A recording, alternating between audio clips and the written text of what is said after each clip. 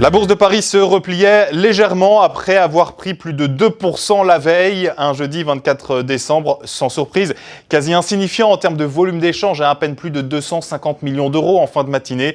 Et du coup, sur fond de stabilisation des cours du pétrole, enfin, le CAC 40 cédait 0,24% lors de cette mi-séance, lors de cette demi-séance à 4663 points. Du côté des sociétés, il fallait tout d'abord s'intéresser et surveiller Viadeo qui confirme son redéploiement stratégique sur la France avec la cessation des activités de sa filiale Tianji en Chine à compter du 31 décembre et cela sera accompagné aussi par la fermeture de son centre serveur géré par sa filiale APVO en Californie, des mesures qui s'inscrivent donc dans le cadre de la stratégie de recentrage de Viadeo sur la France. Le groupe Viadeo qui, à Paris, voyait son titre perdre 1,89% à 2,08 €. Les analystes de l'Obs, vous le voyez, ont néanmoins une opinion haussière sur cette valeur.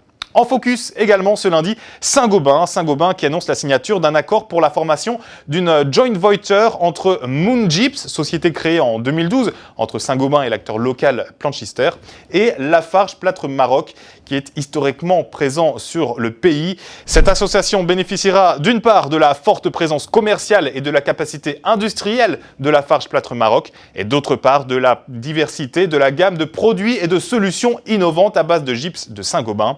Le titre de Saint-Gobain, jeudi, perdait 0,25% à 39,86 €. Il recueille une opinion haussière de la part des analystes de l'Obsa. Pour terminer, comme toujours, place à la recommandation de Trading Central et ce lundi, il s'agit de Bouygues. Le titre de Bouygues a rebondi sur le support à 34,60 € et est sorti à la hausse d'une large figure de consolidation en triangle.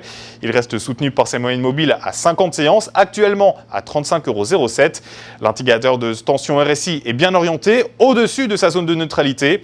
Dès lors, tant que 34,60 € reste support, une poursuite du rebond est attendue avec 38 € comme première cible. Le dépassement de ce niveau amènerait les cours sur les 39,24 €.